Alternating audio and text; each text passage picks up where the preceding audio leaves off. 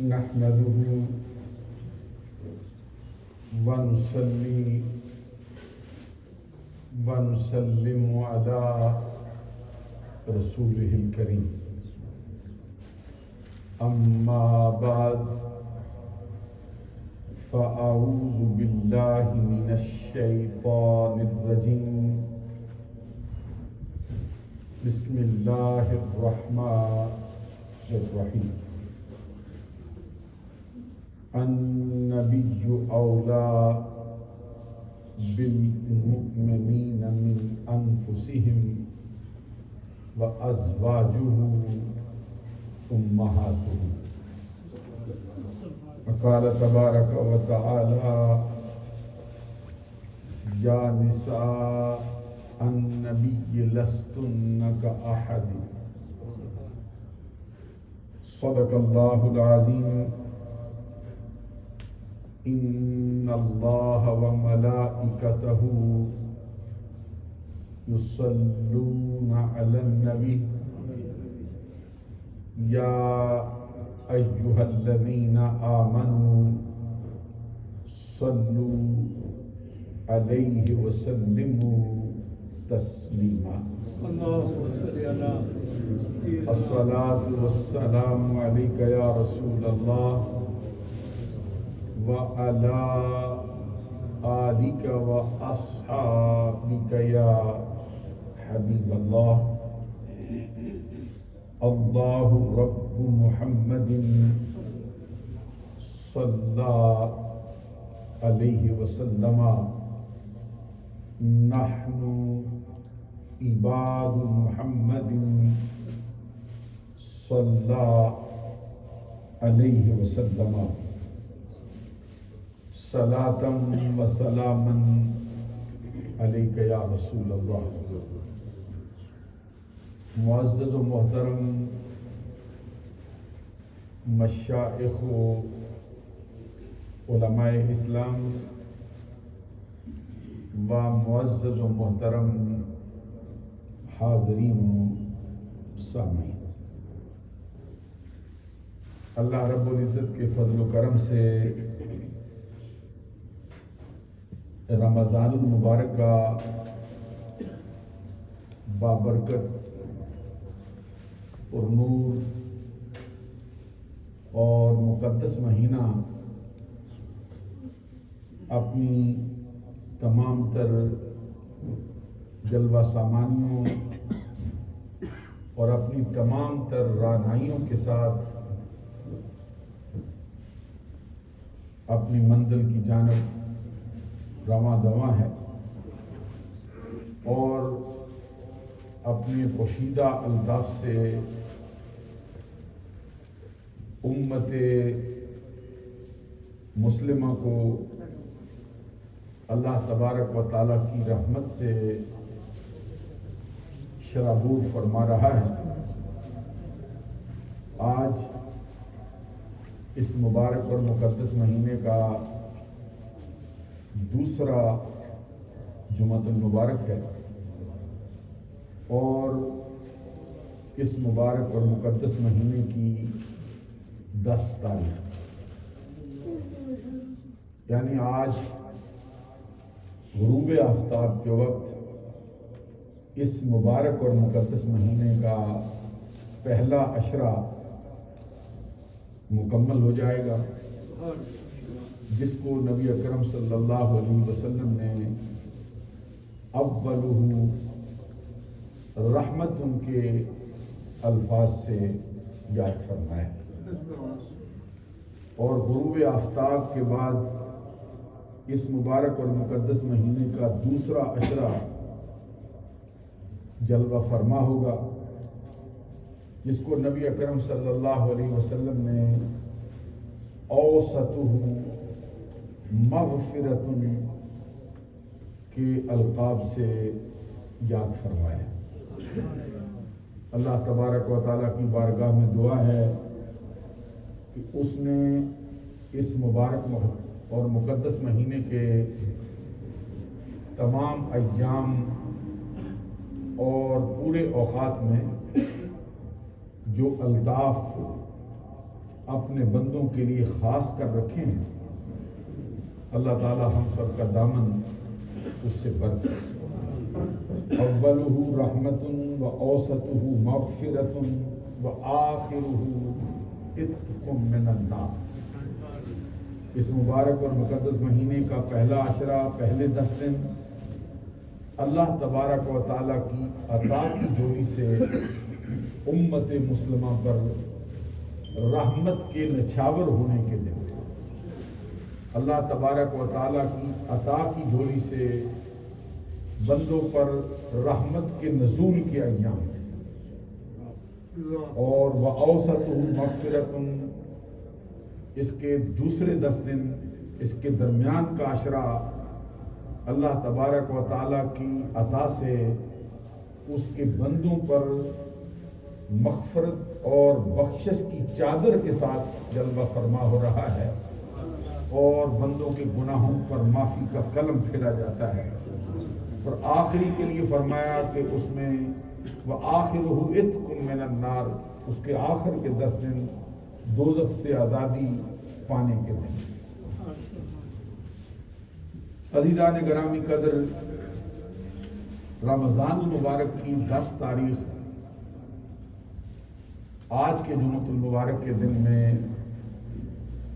حضور نبی اکرم صلی اللہ علیہ وسلم کی زوجہ محترمہ خاتون اول ام المومنین حضرت خدیجۃ الکبریٰ رضی اللہ تعالی عنہا کے وصال کی تاریخ۔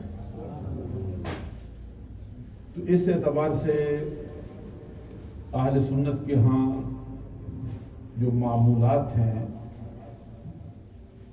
ان میں سے یہ معمول ہے کہ وہ ان ایام میں ان ہستیوں کی بارگاہ اقدس میں خراج تحسین پیش کرتے ہیں۔ اسی کی مناسبت کے پیش نظر میں نے بھی اپنی گفتگو کے لیے اسی موضوع کا انتخاب کیا ہے، تاکہ وقت اگرچہ بہت کم ہوتا ہے لیکن پھر بھی کچھ نہ کچھ واقفیت ان ہستیوں کے بارے میں ہو سکے، اور ان کے وہ کارہائے نمایاں اور ان کے فضائل و مناقب جو احادیث کی کتابوں میں آئے ہیں اس سے ہم آگاہ ہو سکیں۔ قرآن مجید کے 2 مقام سے میں نے ایک ہی سورہ مبارکہ سے اس کے تھوڑے حصے پڑھے۔ اللہ تبارک و تعالیٰ فرماتا ہے النبی اولا بالمؤمنین من انفسہم، نبی صلی اللہ علیہ وسلم ایمان والوں کی جانوں سے بھی زیادہ ان کا مالک ہے۔ کہ اولا کا ایک معنی یہ ہے، النبی اولا بالمؤمنین من انفسہم، نبی صلی اللہ علیہ وسلم ایمان والوں سے ان کی جانوں سے بھی زیادہ قریب ہے۔ جانوں سے بھی زیادہ ان کا مالک ہے، جانوں سے بھی زیادہ ان کے قریب ہے۔ وَأَزْوَاجُهُ أُمَّهَاتُهُمْ، اور نبی صلی اللہ علیہ وسلم کی ازواج، نبی صلی اللہ علیہ وسلم کی بیویاں، امہاتہم، ایمان والوں کی مائیں۔ حضور نبی اکرم صلی اللہ علیہ وسلم کی تمام ازواج تمام امت محمدیہ کے اہل ایمان کی مائیں۔ دوسرے مقام پہ اللہ تبارک و تعالیٰ فرماتے ہیں یا نساء النبی لستن کاحد، اے نبی صلی اللہ علیہ وسلم کی بیویوں تم نہیں ہو کائنات کی کسی اور عورت کی طرح۔ اس کا مطلب یہ ہے کہ کائنات کی کوئی ایک عورت بھی تمہارے جیسی نہیں، یعنی جو قرب نبی صلی اللہ علیہ وسلم کے نکاح میں آنے کے بعد تم کو مل چکا ہے، اور ایمان کی دولت اور نبی اکرم صلی اللہ علیہ وسلم کی معیت نے تم کو وہ مرتبہ دے دیا ہے کہ اب زمانے کی کوئی اور عورت تمہارا مقابلہ نہیں کر سکتی۔ سبحان اللہ۔ نبی اکرم صلی اللہ علیہ وسلم کی ازواج اپنی شان میں، اپنے مقام میں، اپنے مرتبے میں اللہ تبارک و تعالیٰ کی بارگاہ میں مقرب ہونے میں اور خواتین میں بلند و بالا مقام پانے میں اپنی مثل آپ نے۔ سبحان اللہ۔ کوئی اور عورت رتبے میں، مقام میں ان کا مقابلہ نہیں کر سکتی۔ حضور نبی اکرم صلی اللہ علیہ وسلم کی ازواج میں سب سے پہلی زوجہ محترمہ حضرت خدیجۃ الکبریٰ رضی اللہ تعالی عنہا ہے، اور سب سے پہلے آپ پر اسلام لانے والی ہے۔ یہ سبحان اللہ۔ نبی اکرم صلی اللہ علیہ وسلم کی ازواج میں خصوصیات کے اعتبار سے جو آپس میں ان کے فضائل ہیں اور پھر جزوی فضائل ہیں، ان میں سے یہ مرتبہ حضرت خدیجۃ الکبریٰ رضی اللہ تعالی عنہا کو حاصل ہے سبحان اللہ کہ سب سے پہلے سرکار نے جن کے ساتھ نکاح فرمایا وہ حضرت خدیجۃ الکبریٰ رضی اللہ تعالی عنہا ہے۔ سبحان اللہ۔ اور دوسری فضیلت یہ ہے کہ جب تک حضرت خدیجۃ الکبریٰ رضی اللہ تعالی عنہا نبی اکرم صلی اللہ علیہ وسلم کے نکاح میں رہی ہیں، اس وقت تک نبی اکرم صلی اللہ علیہ وسلم نے کسی اور خاتون سے نہ نکاح فرمایا ہے، نہ نکاح کا ارادہ کیا۔ سبحان اللہ۔ تیسری فضیلت یہ ہے کہ حضرت خدیجۃ الکبریٰ رضی اللہ تعالی عنہا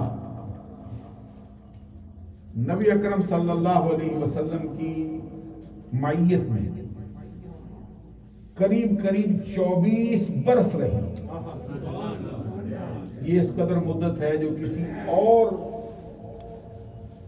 ام المومنین کو نبی اکرم صلی اللہ علیہ وسلم کی رفاقت میں نصیب نہیں۔ ماشاءاللہ، اللہ اکبر۔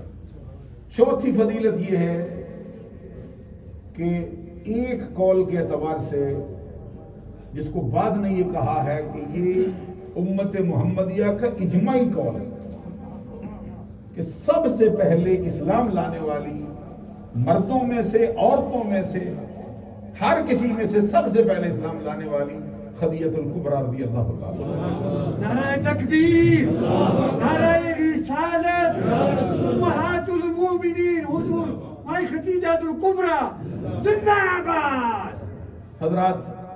حضرت خدیجۃ الکبریٰ رضی اللہ تعالی عنہا کے ساتھ نبی اکرم صلی اللہ علیہ وسلم نے جب نکاح فرمایا، مشہور قول کے مطابق اس وقت نبی اکرم صلی اللہ علیہ وسلم کی اپنی عمر مبارک 25 برس، سبحان اللہ۔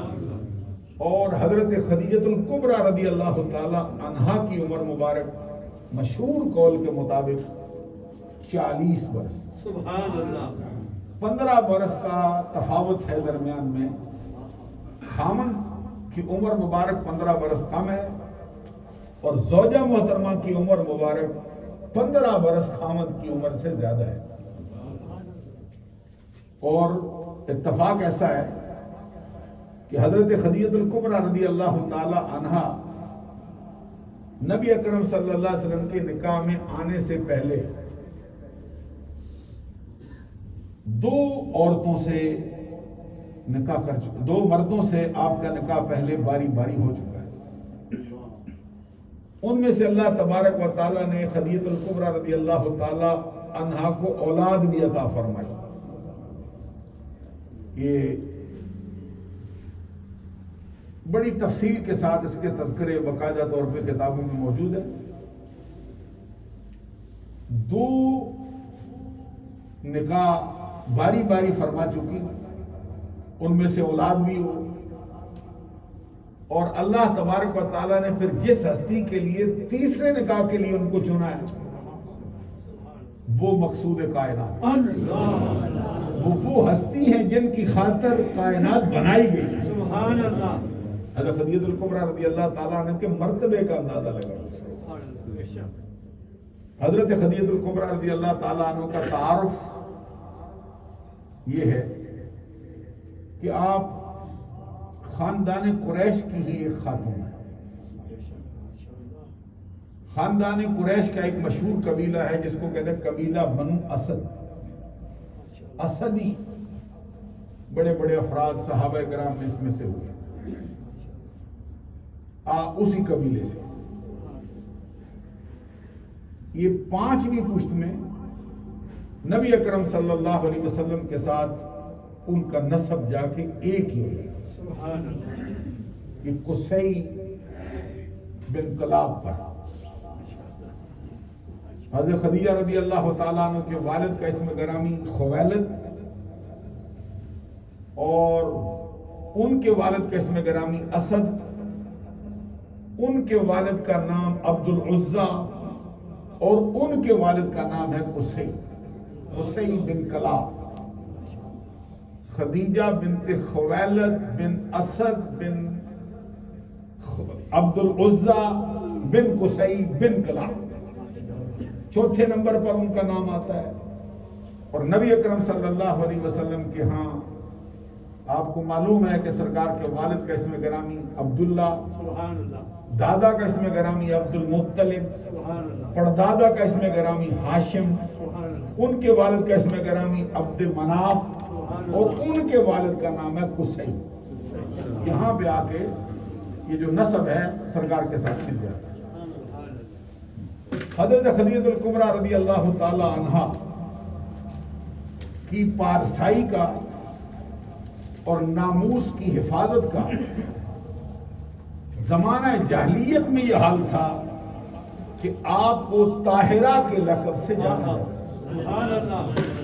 یہ وہ زمانہ ہے جس زمانے میں ابھی تک انسانیت کی جو ناموس ہے اور پارسائی ہے اس کی حدیں اس وقت ابھی تک متعین نہیں ہو سکتی، جس کے اندر بڑا بھی اپنے دامن کو بچا کے رکھنے والا بھی کہیں نہ کہیں آلودہ ہو جانے کا امکان ہے. اس زمانے میں جس خاتون کو طاہرہ کا لقب ملا ہے اس کی عظمت کا حال اللہ. سبحان اللہ. جن کو بعثت سے پہلے طاہرہ کے لقب سے جانا جاتا. شاید آپ نے غور نہیں فرمایا میں کیا کہہ رہا ہوں. جاہلیت کے دور میں حضرت خدیجہ الکبریٰ کو طاہرہ کا لقب ملا. سبحان اللہ. اور آپ جس طرح وہ مالدار ہیں کیونکہ آپ کا والد جو مشہور روایت ہے وہ انتقال کر چکا تھا، اور آپ کے خاوند جو ہیں ان کے بارے میں بتا چکا ہوں انتقال کر گئے تھے. سب کی دولت کی مالک خدیجہ الکبریٰ تھی، اور صرف مکے میں سب سے بڑی مالدار نہیں تھی بلکہ پورے عرب میں سب سے بڑی مالدار جانتی. نبی اکرم صلی اللہ علیہ وسلم کو مختلف مواقع پر مداربت پر انہوں نے سرکار سے تجارت کے شعبے میں سرکار کی خدمات حاصل کی، اور ہر مرتبہ ایک اونٹ سرکار کو پیش کیا ہے بطور تحفے جب سرکار لوٹ کے آئے. اور جو سفر ہوا اس کے بعد پھر 1 ماہ کے بعد انہوں نے سرکار کو پیغام بھیجا ہے نکاح. اس زمانے میں خواتین کے لیے کوئی نکاح کے پیغام میں آگے بڑھنے میں عرب نے کوئی پابندی نہیں لگائی. حضرت خدیجہ الکبریٰ رضی اللہ تعالیٰ عنہ کی ایک کنیزہ تھی، نفیسہ ان کا نام تھا، ان کے ذریعے سے انہوں نے سرکار تک رسائی حاصل کی، اور پھر یہ نکاح جو ہے منعقد ہوا ہے. خدیجہ بنت خویلد چونکہ باپ ان کا انتقال کر چکا تھا، ان کا چچا تھا عمر بن اسد اس کا نام تھا، اور یہ ورقہ بن نوفل مشہور ہیں آپ کو معلوم ہے یہ ان کے بارے میں، یہ سرزمین عرب کے بڑے عاقل، بڑے عالم، بہت بڑے شاعر اور بہت بڑے مسلم الثبوت شخصیت. ماشاءاللہ. جب وحی نازل ہوئی ہے تو خدیجہ الکبریٰ رضی اللہ تعالیٰ عنہ سرکار کو لے کر ان کے پاس گئی. یہاں پر کچھ لوگوں نے اعتراض کیا کہ ورقہ بن نوفل کے پاس کیا ہوا جی سرکار لینے گئے جی، کون ہوتا ہے جی ورقہ بن نوفل؟ تو یہاں الفاظ ہے فانطلقت. یہ آپ کو معلوم ہے یہ تانیث مؤنث کا صیغہ ہے. فانطلقت بہ خدیجہ سبحان اللہ. ورقہ بن نوفل حتی اتت ورقہ بن نوفل. خدیجہ الکبریٰ سرکار کو لے کے آئی، سرکار نہیں گئے. ایک ہوتا ہے کہ سرکار گئے ہوں خود، وہ اور ہے. یہاں یہ ہے کہ خدیجہ کے دل کی تسلی کے لیے گئے. یہاں سمجھنا چاہیے. ماشاءاللہ. یہ عربی کے اور عبرانی کے اور سریانی کے بہت بڑے ماہر تھے ورقہ بن نوفل. ماشاءاللہ. اور کہتے تنصر فی الجاہلیہ، ایسا شخص تھا جو عیسائی مذہب جاہلیت کے دور میں قبول کر، اور ایسا عیسائی نہیں تھا کہ جو جس طرح کے عیسائی بگڑے ہوئے ہوتے ہیں. یہ صحیح جو عیسائی مذہب ہے اس پہ قائم تھا. قریش کا، عرب کا بندہ، مکہ کی سرزمین کا عیسائی مذہب قبول کر گیا ہو اس زمانے میں. آپ اندازہ لگا سکتے ہیں کہ اس کی جرت کا اور بہادری کا حال کیا. سبحان اللہ. یہ سارے اپنے نظریے پہ قائم تھے، کوئی مشرک ہو چکے، لیکن انہوں نے جب حضرت عیسیٰ علیہ السلام کی تعلیمات کو پڑھا پھر حق کو قبول کرنے میں دیر نہیں لگا. تو انہوں نے پھر یہاں کیوں گئے تھے، یہ جملہ معترضہ ہے، گفتگو تو ادھر ہی رہ گئی. اس لیے کہ خدیجہ چاہتی تھی کہ ورقہ بن نوفل کی تائید حاصل ہو جائے. ماشاءاللہ. اس جملے کو اگر آپ ذہن میں بٹھا سکیں، خدیجہ کا منشا کیا تھا، یہ ان کو بھی کوئی تردد نہیں تھا کہ سرکار نے آگے فرمایا زملونی زملونی زملونی فزملوہ. سرکار پر جب پہلی وحی اتری، سرکار کہتے ہیں جسم سرکار کا ترجف فواعد، سرکار کا جو دل ہے نا احساس ذمہ داری سے دھڑکتا تھا. سرکار گھر میں تشریف لائے تو آپ خدیجہ الکبریٰ سے کہتے ہیں مجھ کو چادر اڑاؤ، چادر اڑاؤ، چادر اڑاؤ. فضملو، خدیجہ الکبریٰ نے چادر ڈالی. تھوڑی دیر کے لیے وہ حالت جو ہے سرکار کی وہ نہیں رہی. فذہب، یہاں تک کہ سرکار فذہب، نبی اکرم صلی اللہ علیہ وسلم سے وہ کیفیت جس کو گھبراہٹ کا نام دیتے ہیں وہ دور ہو گئی. تو سرکار نے پھر خدیجہ الکبریٰ سے کہا کہ لقد خشیت علی نفسی. تو اس کے جواب میں خدیجہ الکبریٰ نے سرکار سے پہلے یہ جملے کہے کلا واللہ ما یخزیک اللہ ابدا انک لتصل الرحم وتحمل الکل وتکسب المعدوم وتقرئ الضیف وتعین علی نوائب الحق. آپ ادھر جھوم کر سبحان اللہ. ابھی سرکار نے نہیں فرمایا کہ میں میرا مرتبہ یہ ہے، میں سرکار نے اپنی کیفیت بتائی. تو سرکار نے فرمایا کہ مجھے احساس ذمہ داری سے جو میرے اوپر بوجھ ڈال دیا گیا ہے ساری کائنات کا، میں اس سے اپنی جان کے بارے میں فکر کرتا ہوں. حضرت خدیجہ الکبریٰ نے فوراً کہا ہرگز ایسا نہیں ہوگا، اللہ کی قسم ایسا نہیں ہوگا. ما یخزیک اللہ ابدا، اللہ آپ کو کبھی بھی رسوا نہیں کرے گی. کیوں؟ انک لتصل الرحم، اس لیے کہ آپ صلہ رحمی کرتے ہیں، رشتہ داروں کے ساتھ نیک سلوک کرتے ہیں. وتکسب انک لتصل الرحم وتحمل الکل، ناداروں کا بوجھ اٹھاتے ہیں. وتکسب المعدوم، آپ کے پاس نہ ہو کوئی آپ کی خدمت میں حاضر ہو، آپ اس کو کما کر دیتے ہیں، اچھے راستے پر لگا دیتے ہیں، غریبوں کا بوجھ اٹھا لیتے ہیں، مہمان نوازی کرتے ہیں، ہمیشہ سچ بولتے ہیں، حق کی اٹھنے والی آواز کی معاونت کرتے ہیں. جس میں یہ خوبیاں ہوں اللہ اس کو کبھی رسوا نہیں کرے. یہ خدیجہ الکبریٰ کے پہلے دن کے الفاظ ہیں جب وہی نازل ہوئی سرکار.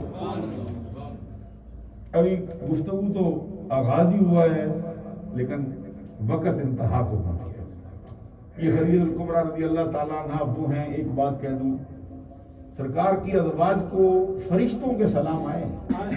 واہ واہ سبحان حضرت صدیقہ کو فرشتوں کا سلام آیا، بے شک لیکن خدیجہ وہ ہے جس کو رب کا سلام آیا۔ اللہ سبحان اللہ۔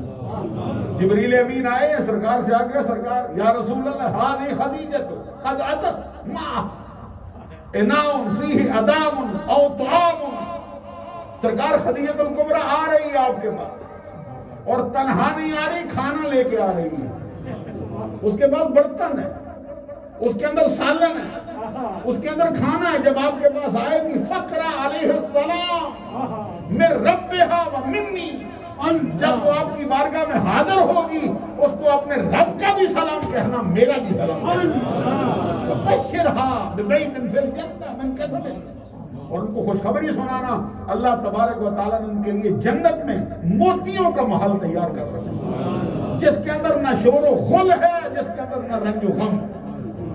نعرہ تکبیر، نعرہ رسالت، شان اہل بیت۔ اس موقع پر بہت سی گفتگو ہونی چاہیے، لیکن وقت اب دیکھ رہے ہیں آپ کتنا ہو گیا ہے۔